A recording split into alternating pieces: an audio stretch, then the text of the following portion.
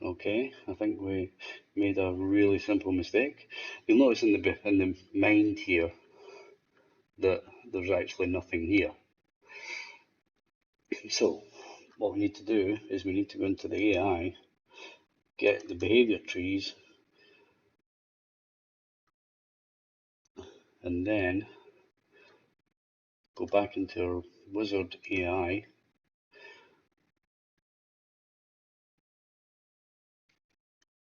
and drag that in there. You can also select it from here.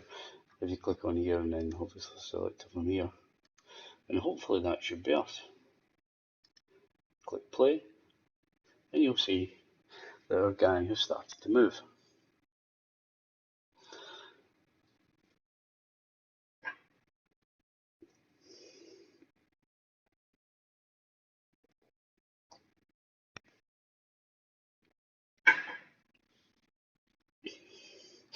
We can obviously make him move that bit faster if we change the move speed to, like, say 4. You'll see him moving a bit faster.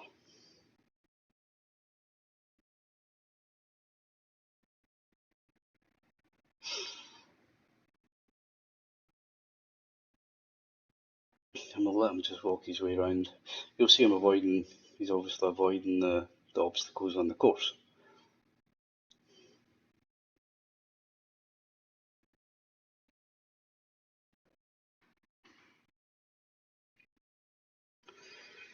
And he will basically do that for forever if you let him.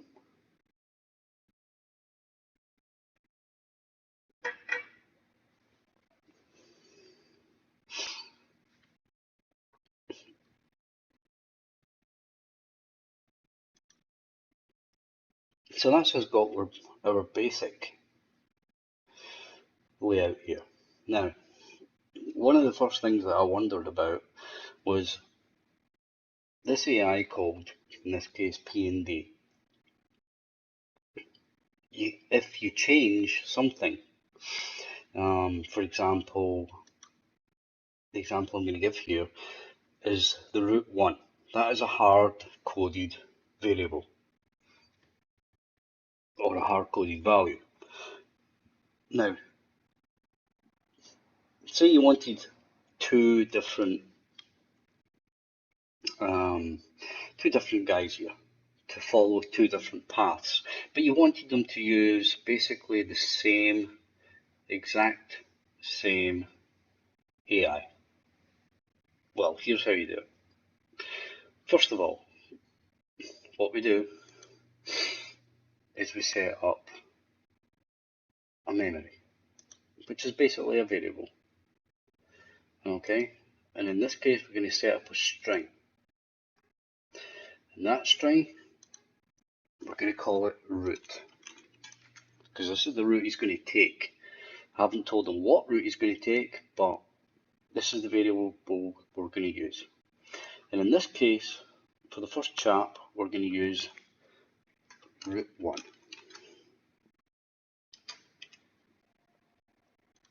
And that's basically it.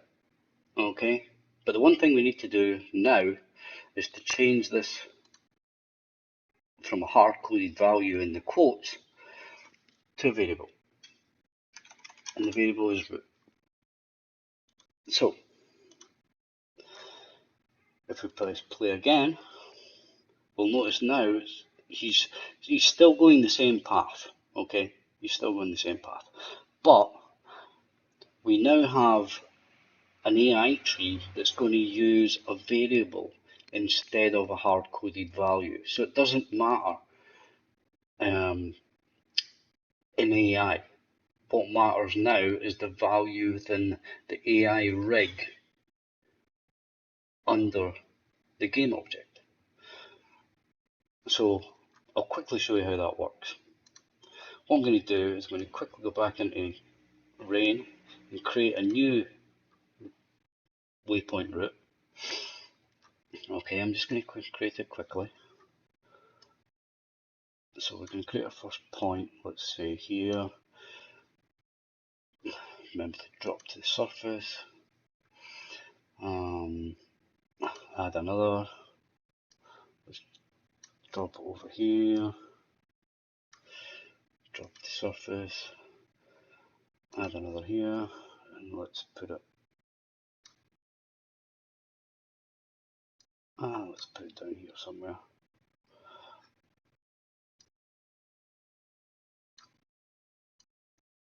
Let's put it over there, that'll do. Okay, and again, drop the surface. Okay, so let's call this root 2. Now, what I can do with Wizard in his AI is now go back to his memory and change that to root 2. You'll notice the fact that the AI isn't changing, it's only one of the variables within the AI rig. The behavior tree does not change. So you'll notice now, when I click play, he's going to make his way over to here, here, here, and go in a completely different route.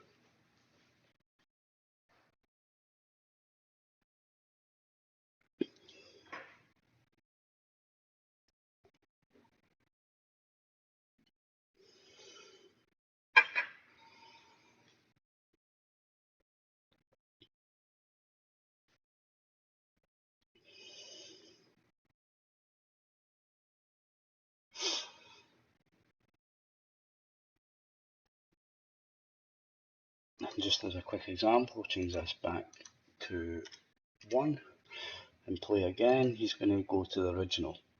Now that's very important, because if I bring another character in, I can have one person walking route 1 and one person walking route 2 while they're still using the same AI or the same behavioural tree.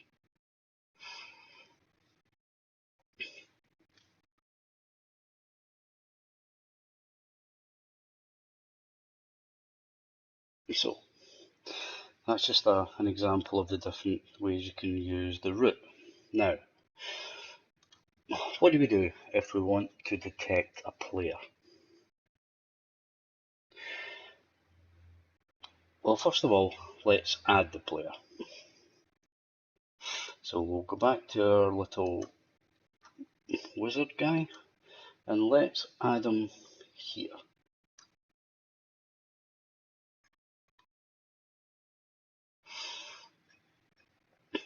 Now,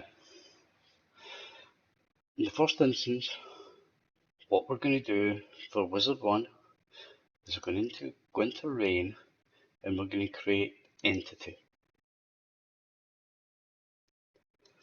And the aspect is going to be a visual aspect, and that's because we're going to use a visual aspect to pick them up. So, aspect name, let's call it player. We'll leave that. Everything else we'll leave as is.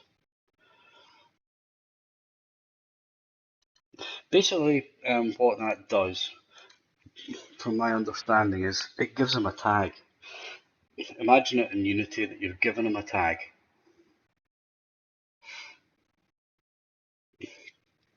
And that's something that the enemies will be looking out for when we add basically a sight to this enemy. So, what we're going to do with the enemy? What we've got to do now for him is we have got to add in the AI, remember I said that we're going to add perception. So, what we're going to do is we're going to add a visual sensor. And the sensor name, let's call it sight.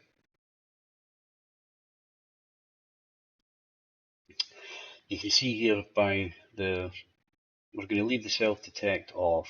Range, we may have to put that up a bit. Because basically he's going to, what we want our guy to do is walk around here, to here, walk to here, come down here, detect our person, and in the first instance what we'll do is we'll just stop. At that point we'll stop, so that we know that we've detected them. And then to the next part, we'll get him to actually go to him. So, line of sight, we want that. In this case, it doesn't really matter, but in normal circumstances, you want line of sight. And we'll leave everything else blank for the moment. So, what that means now is our enemy guy can now see within this radius. He's still going to be walking around this point. In fact, I'll just show you that you'll see his actual range of view as he moves around. That's not going to do anything at the moment because there's no behavioural pattern or no branches or leaves to the tree that's that's going to detect our player, but we're going to add that. But you can see from there he's moving around as normal. So what we're going to do now is we're going to set our parallel here and we're going to set it to forever. Next, we're going to add in a detect and we're going to move it to there. Now, in the detect,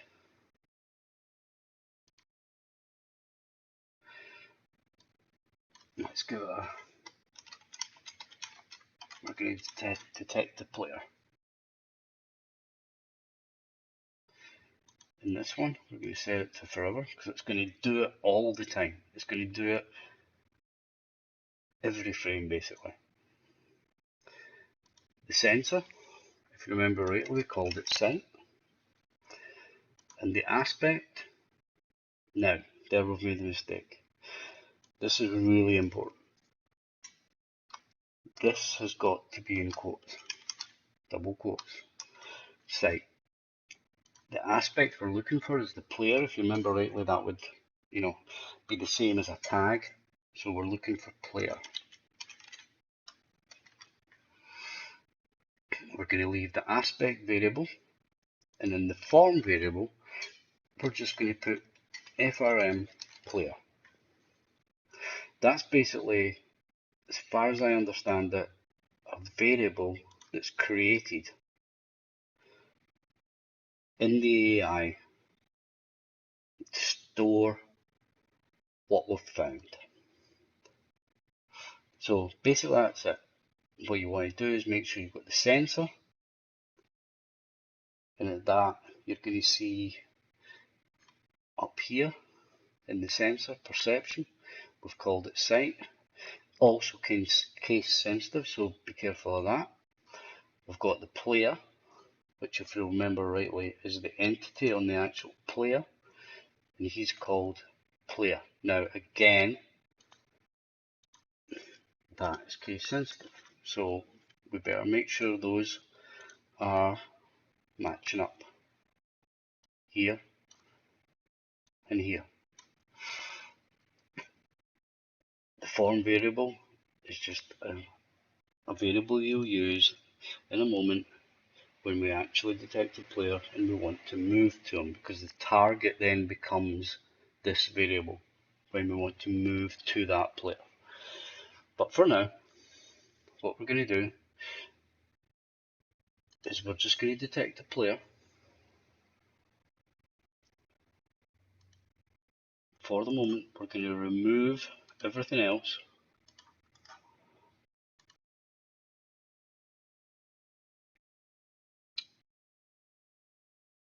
And we're going to put a decision selector.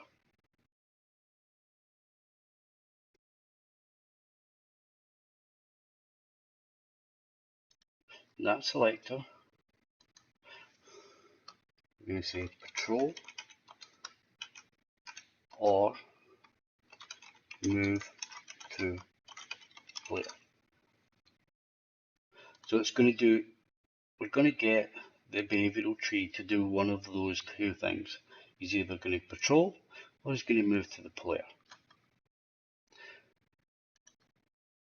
And that is going to be done by constraints. We're going to check if we can see the player or not. So what we're going to do is we're going to create a constraint.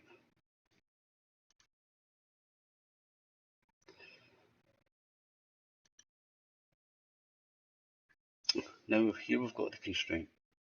And here, if you remember rightly what I said earlier, the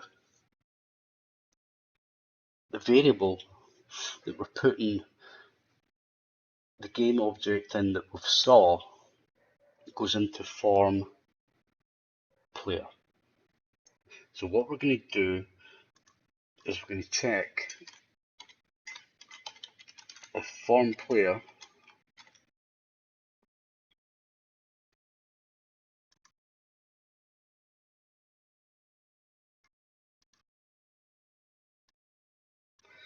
is equal to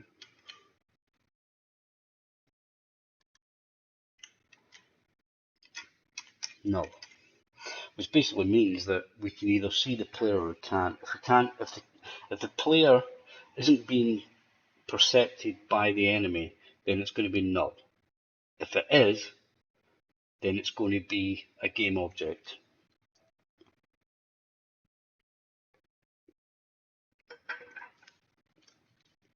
So that's our constraint.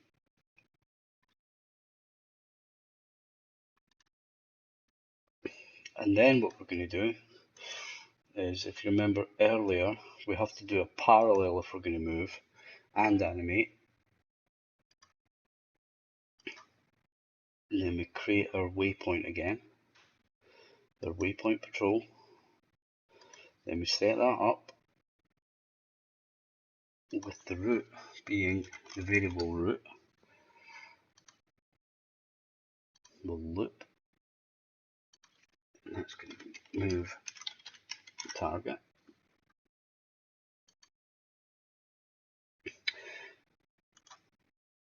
And then we'll create our move action again.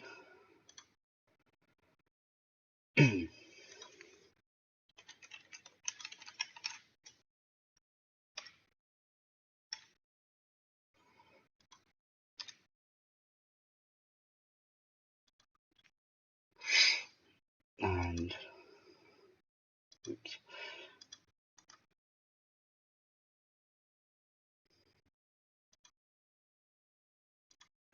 we're going to create our animate here again. The animate is going to be walk.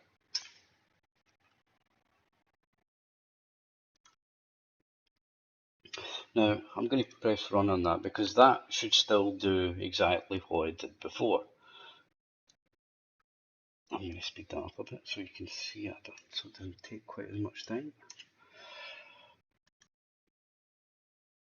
So he's still just going to go around here, and the reason for that is we've basically got an if-then statement. What we've said is, if we can't see the player, or we can't perceive the player, then continue patrolling. If we can, we're basically saying do nothing because there's no branch there. So at the moment he's still going to just wander around and pretty much wander around again and again and again. Now, there's the thing. He isn't going to do that at all because we've actually detected the player and we've actually stopped the guy doing anything. So let's zoom in on that a bit and let's have a look at it a bit closer.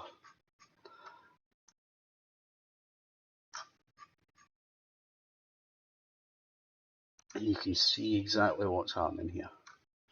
I've actually got a bit further on than I thought I had, because he actually does stop, because actually you do find the player, so it doesn't run the patrol because the constraint logic isn't met, but it has no alternative. So this is like an if then, where we do a then, but then is empty with no actions. So what I'm going to do is I'm going to get this to run through again. I'm going to click on the wizard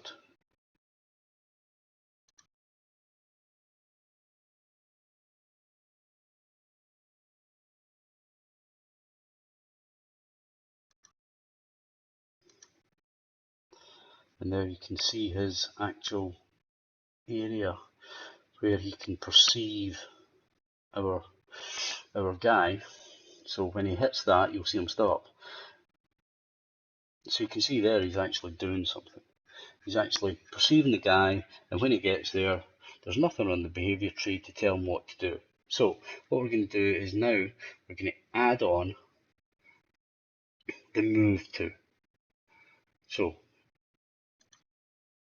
we're going to go to the move to, and we're going to create a sequencer, which basically does steps through each of the different steps through a number of lines of code, let's say, a number of instructions. Then to that, again, we're going to add a parallel, and that's going to help us once again with the animation. In the parallel, we're going to create an action, which is going to be a sequencer again. This is basically just to break up the parallel with it's to break up the move and the animate, because if those two are in the same tree line, they don't work. They interfere with each other. So I'm just putting a sequencer in here. It doesn't really serve any purpose but to break up the move and animate, and you'll see what I mean in a minute when I actually add the move. So what we're going to do is we're going to add the move, but the move this time is slightly different. What we're going to do this time, the move target is actually now going to be, if you remember correctly, the form player. That's where we're going to move. And in this case, we're going to let him move a little faster. And we're going to change something else in a second as well. Everything else, apart from this close distance, this is when we want him to stop. How close to the player is he going to be before he stops? In this case, I'm going to set it to 1.5. Okay. Now, what we're going to do now is we're going to add the animation.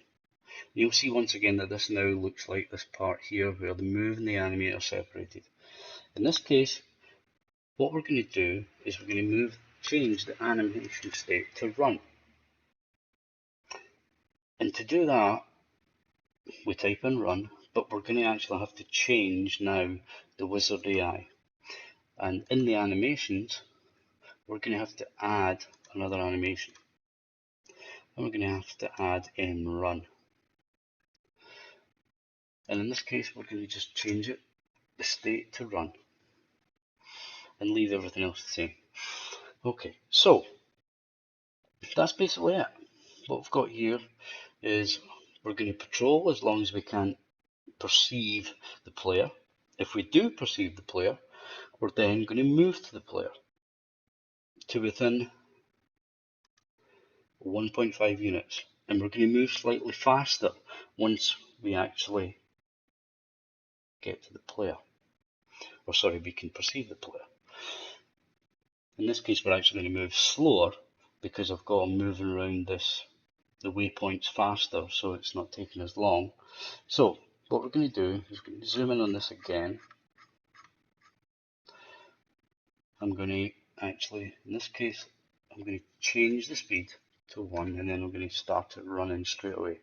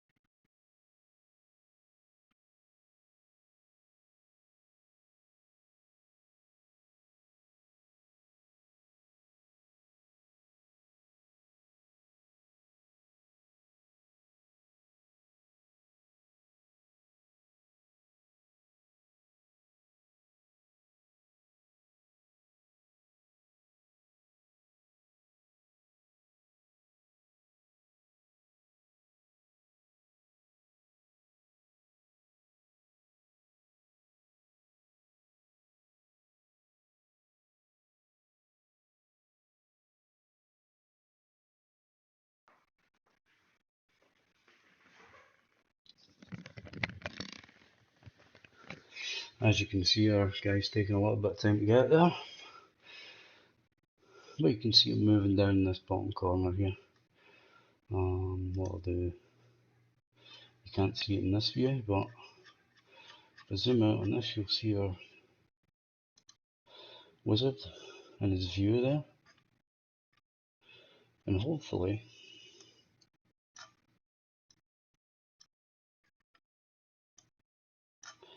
if I can get this view right,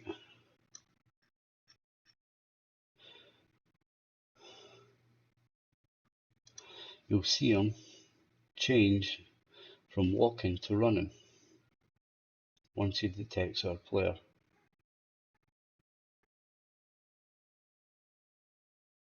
And there he goes. And then he should stop round about here. There, he's moved quite close. So there you go. I hope this tutorial was useful because I've only been working with Rain for a day or two, and really there's not an awful lot of tutorials that are up to date that show you even the basics of this. So to work through this, I thought it would be a help for anybody who's new to the Rain AI. Might even be of help to people who've been using it a while. Haven't been using it in this way, but if you've got any comments or anything you want to know, just post it below and I'll get back to you. Thanks.